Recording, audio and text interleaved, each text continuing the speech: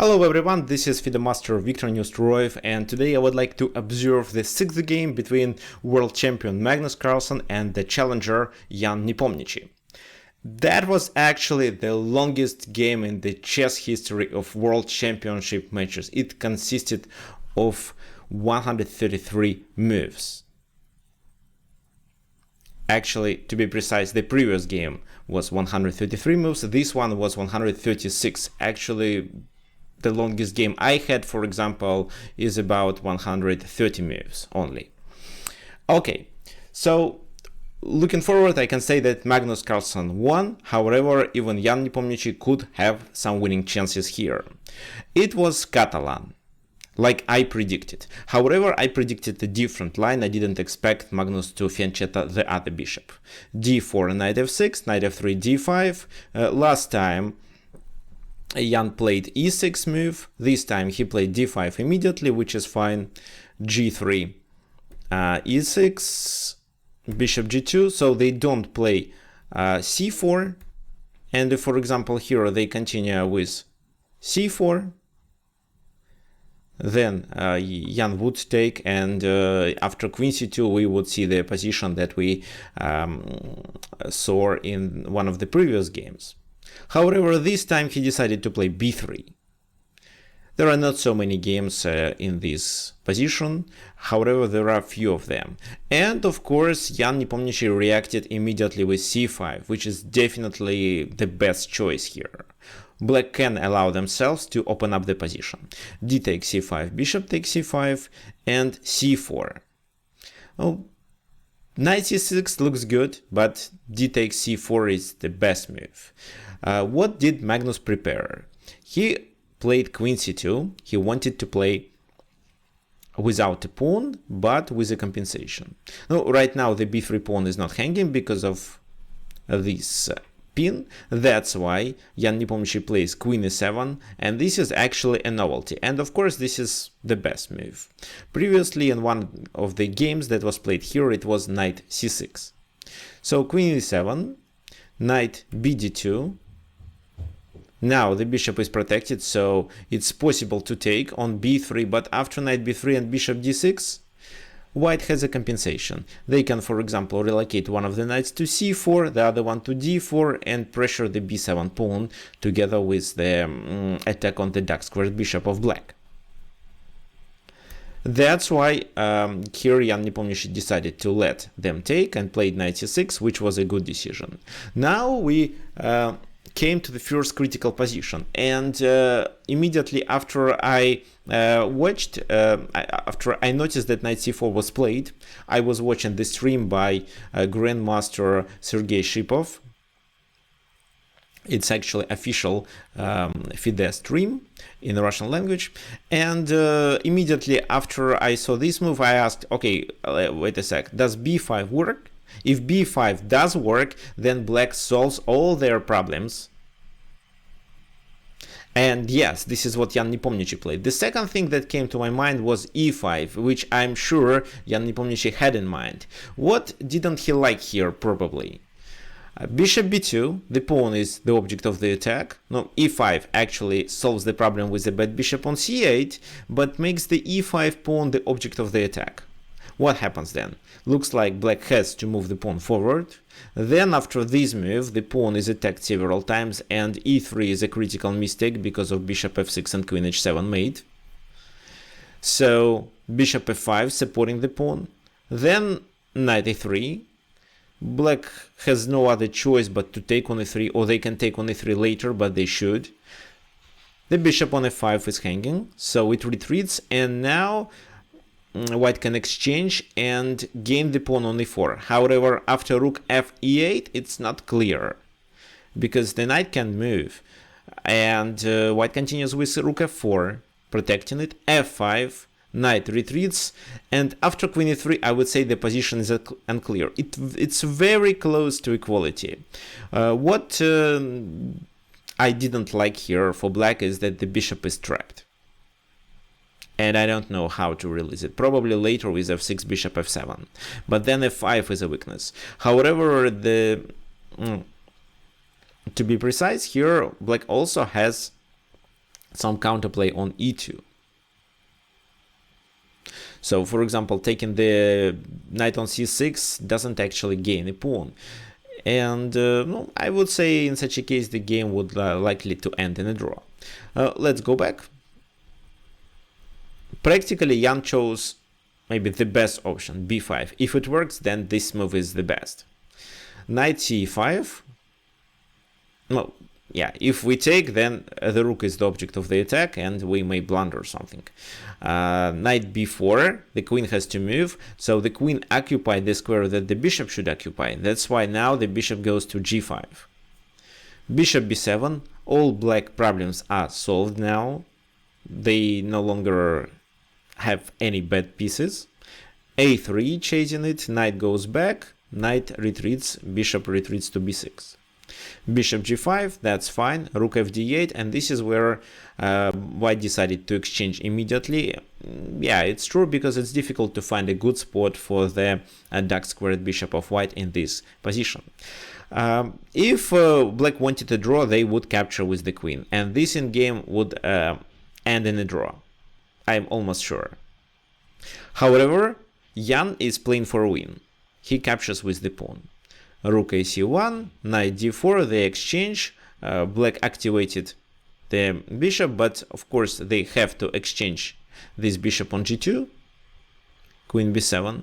Here, for example, f3 weakens dark squares into white camp. That's why Magnus did the right thing and played king g1. But then queen e4, and now looks like black is better, at least by the first glance. Later, when I analyzed this position with the computer said it absolutely equal. But I believe practically it would be better to play this position for black because of better activity. Here the bishop is better than a knight on d3, and doubling the pawns on the f file is not a big problem. Right now, white can't take the advantage of it. Moreover, the queen is centralized, and black slightly pressures white position. e3 could solve the problems, but the knight is hanging there. However, it's not easy to find a good spot for the knight at the moment. Queen c2, a5. The move that I don't think is the most accurate. If I were black, I would start with maybe something slow like king g7 to avoid any future checks on the back rank. Especially if we keep in mind what Jan Nepomniachtchi played later. You may also say why not to initiate the attack with this move, because it looks really logical and is possible for a blitz game. If only you get your pawn to h3, you'll be threatening a mate on g2. But in this case, I think knight f4 can stop everything, and the pawn becomes a weakness. So a5 was played, rook fd1, king g7, rook d2, protecting the pawn on e2, and this is where rook ac8 was played. So this is another critical moment at the game where Jan decided to exchange two rooks for a queen. He had a concrete idea in his mind. What else could he do? For example, typical move like f4. What else? b4 looks good, but is likely to lead to a draw. For example, a takes b4, a takes b4, knight takes b4, bishop f2. A discovered attack, and this position is approximately equal. I'm not sure if black can take the advantage of white king weakness. What else? Queen d5, the move that I liked a lot. Why? For example, how to continue? If this rook moves, then rook ac8. And this is where white runs out of move. For example, e3, bishop b6. This is a pin. That's why now the idea of h5 may work. And every time this rook goes there, rook ac8 with a temper. So I would prefer playing this position with more material on the board, and a more complicated position is better for the player who has the advantage, the time advantage, who has more time on his clock. Okay, rook a c8. What concrete idea did Jan Nepomniachtchi had in mind? No, first of all, queen d1 or something like that is a mistake. Bishop c3, rook goes there, and after b4, white is under the pressure and is likely to lose the game. So queen c8, rook c8, rook takes rook, queen d5. The idea was that black wants to capture these pawns. For example, b4, a4. The pawn on e3 is a weakness and is also located on a dark square. e3. And in this position, something like that should be played. But this line is also likely to lead to a draw. Why? No, first of all, the knight is pinned. If rook captures, then after queen b1, the a3 pawn is lost, and black is better, and I believe winning, because of rook a2, queen b1. So the pawn on b5 cannot be taken. However, here white could play rook c5, attacking the pawn on b5, and after queen moves, then rook b2, queen takes d3, rook bc2, queen takes a3, and rook b5. However, it's not the end. Here, Jan should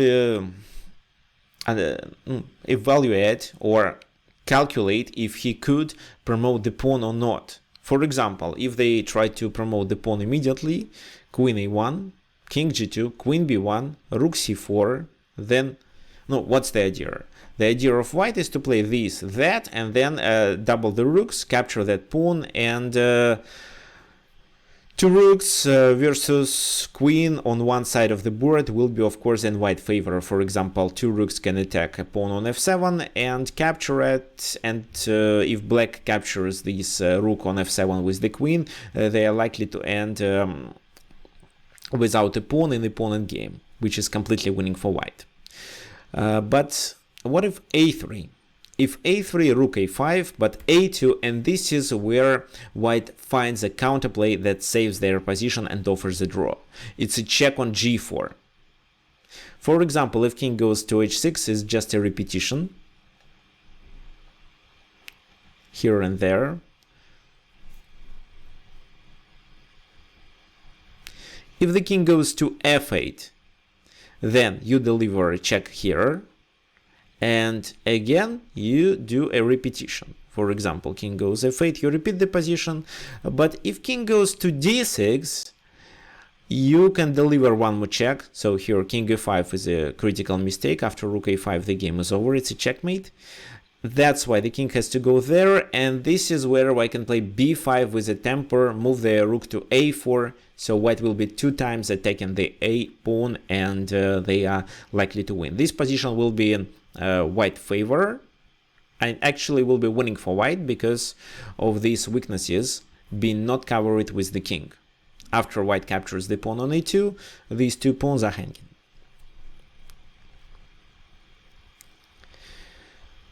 So rook c5, after bishop b2, rook c5 could offer a draw for white.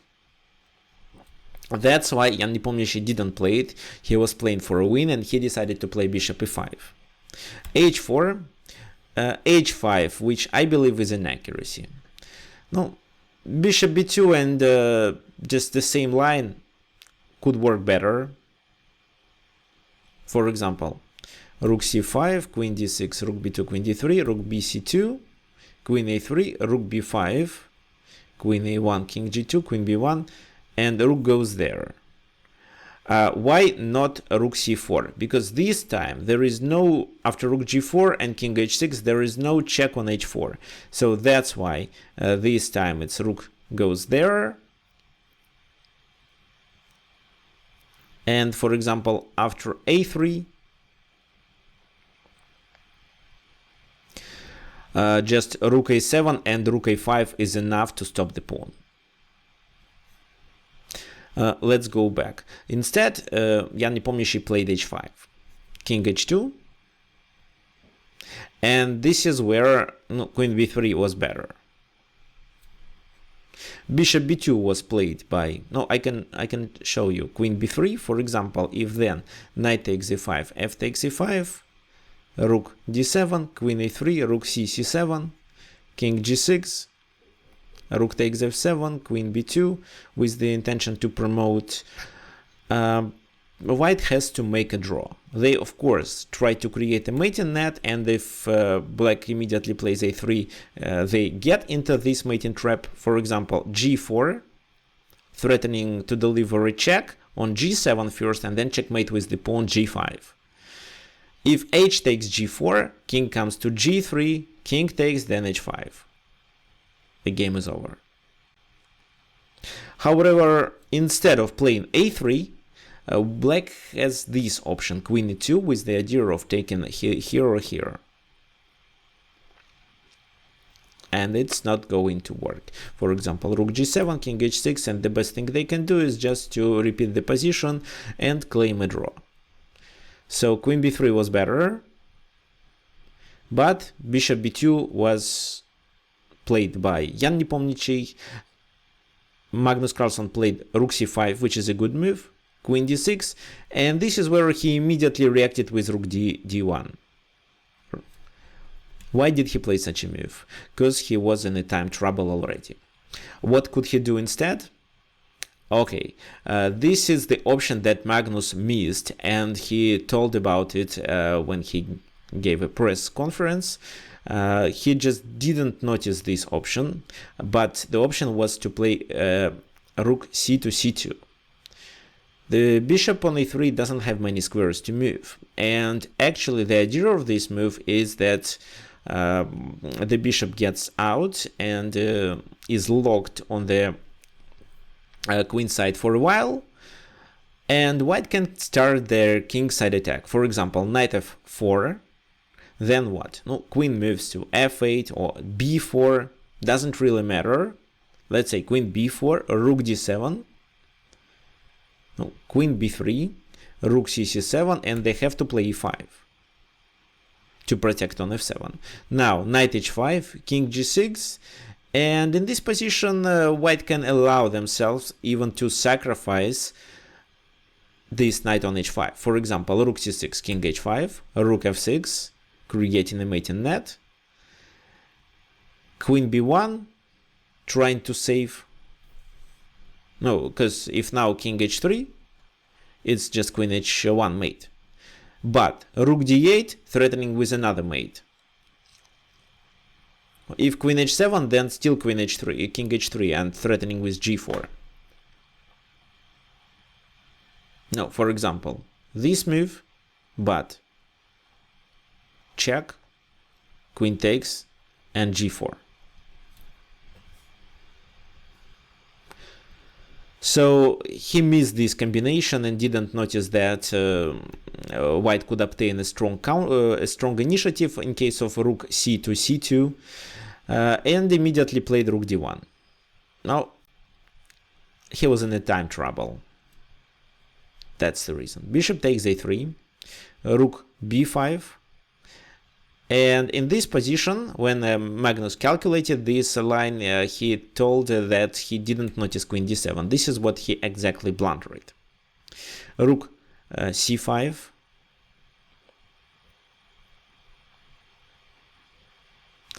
and this is where Jan Nepomniachtchi could play this move. That was the best option.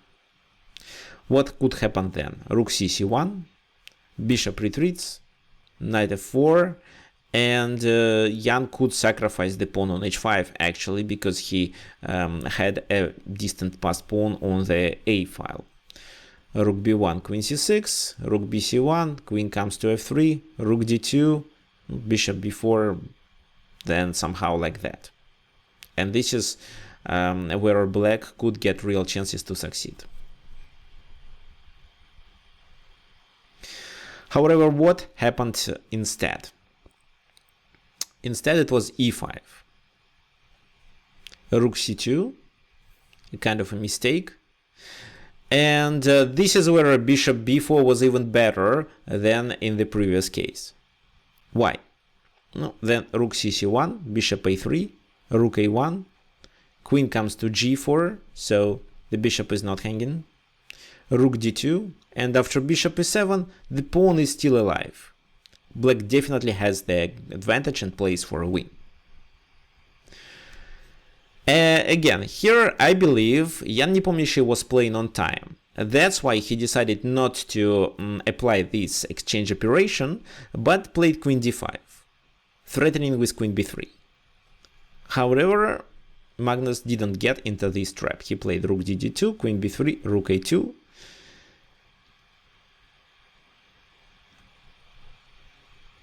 And what then? No, taking on b4 could still... No, actually, taking on b4 right now doesn't work because of rook a b2.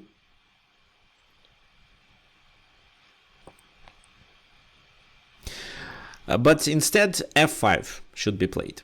Then, if knight e5, bishop comes to c1, rook, for example, oh, if rook c2, then just a3, and the rook cannot capture the bishop.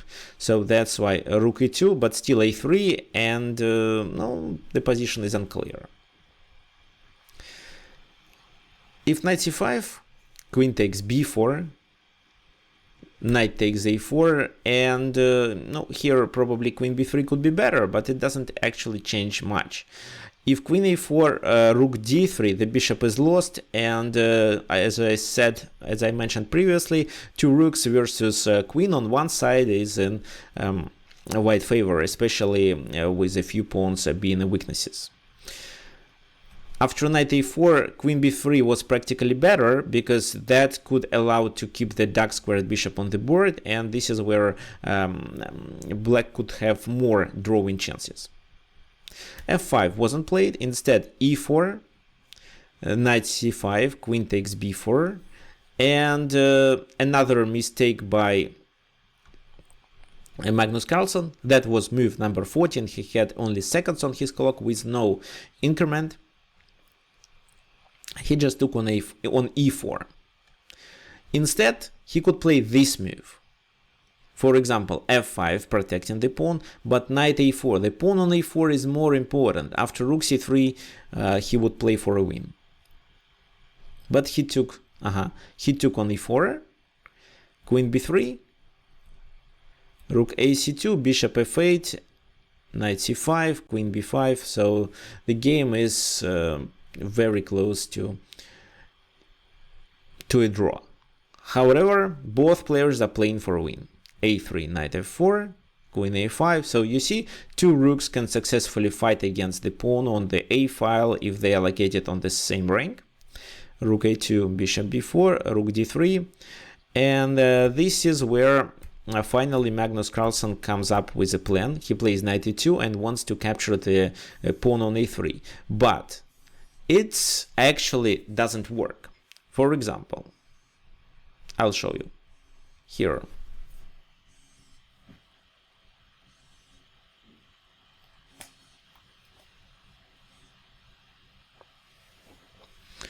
If knight c2 in this position, no, instead of king h2, if knight c2 in this position, then queen b3, and after knight a3, bishop e5, and this is where white loses a rook.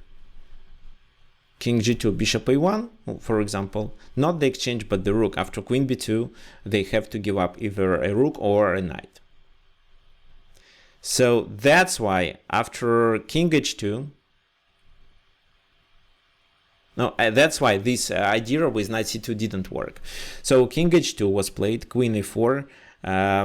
No, that's a kind of a mistake, I believe, to attack the pawn on h4. They'd better keep the queen somewhere close, maybe on c3, or just move the king to h6. Because now rook a3 moves means losing the rook. So queen e4, rook takes a3, queen takes h4. That was an accuracy. 3 or against 3 on one side of the board. Moreover, all the pawns are now weaknesses. Oh, they tried. Actually, here Jan Nepomniachtchi decided to exchange the pawns if possible. Tried to enter the enemy camp with his queen. That was a good idea. Then he wanted to take the advantage of the weakness on e3, but finally he played f5, which I think was inaccuracy here, because the pawn now becomes a weakness. Threatening with queen e1. That's why rook has to go back. Bishop b6 again. Rook e5, queen b3. So rook e8, because the rook has to protect on e3. Queen d5 with the intention to enter the enemy camp if possible. He enters. Rook c1. And finally they are trying, white is trying to attack the bishop on a7. And in this position, in a few moves, when the bishop goes to a7, they attack it like this: bishop b6, rook a b5, bishop goes to a7, and rook f5. Anyway, it's still okay, but somehow Yan Nepomniachtchi blunders this tactical strike: rook f7, king f7, and rook b7. So white sacrifices the exchange, but captures the important pawn and simplifies the position. It's still a draw, however, if only black plays properly. And this is what black did. Before a certain moment of the game, they played properly. Also, knight g5 maybe is not the best move, however, it's still okay. Yan Nepomniachtchi was able to exchange the h5 pawn. That was his main achievement, I think. So here, finally, white found a setup that could allow them to advance the pawn. Knight on e2, protecting the rook, and now the e pawn goes forward. But it's still okay. Finally, h4, they have to take. Otherwise they just lose the pawn on g4. G takes h4, queen takes on h4 finally, and this is a draw. But because of the time trouble, they were playing almost blitz, so maybe just 2-3 minutes on their clock. However, there was the increment of 30 seconds. That's why the game lasts too long, about 8 hours. Rook d3, king f8, rook f3. Queen d8, and I just want to show you a typical mistake that Yan Nepomniachtchi did.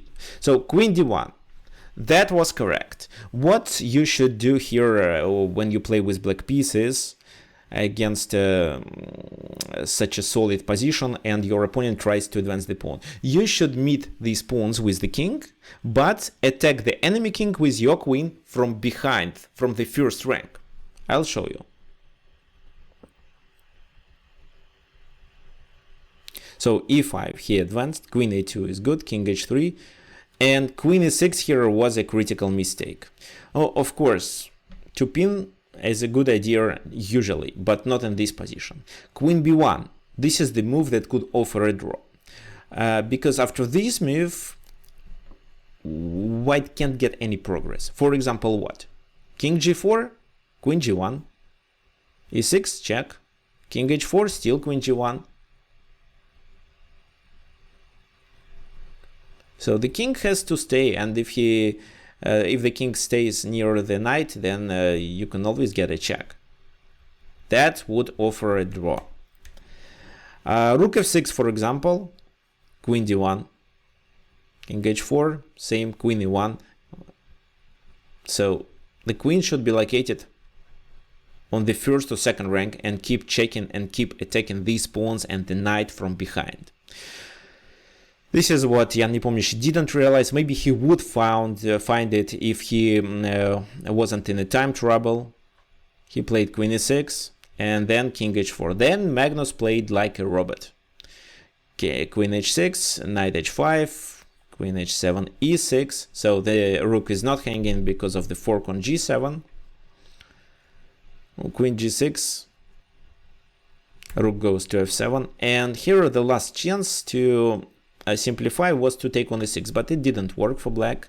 This endgame is absolutely losing. King f5, and you know this pawn endgame is winning. How? Like that. It's the white king shoulders the black king, and then the pawn is promoted. So king d8 was played, f5, queen g1, and knight g7, with the idea to promote the e-pawn. Nothing can stop it. If in this position black decides to check the king on h4 from behind, then king successfully escapes to g5, h6, g6, h7, and g8, and only then they promote the pawn. That's why in this position Jan Nepomniachtchi resigned. So it was a really nice, complicated, and very exciting game. Moreover, after several draws in a row. So I'm really glad that such two strong players played it and demonstrated the beauty of chess. And of course, I'm a bit disappointed that Jan Nepomniachtchi couldn't succeed, or didn't capture on b4 and couldn't play for a win. But anyway, he was playing, I'm sure, his best. Okay, thank you for your attention. Please subscribe to my YouTube channel and follow my other games reviews.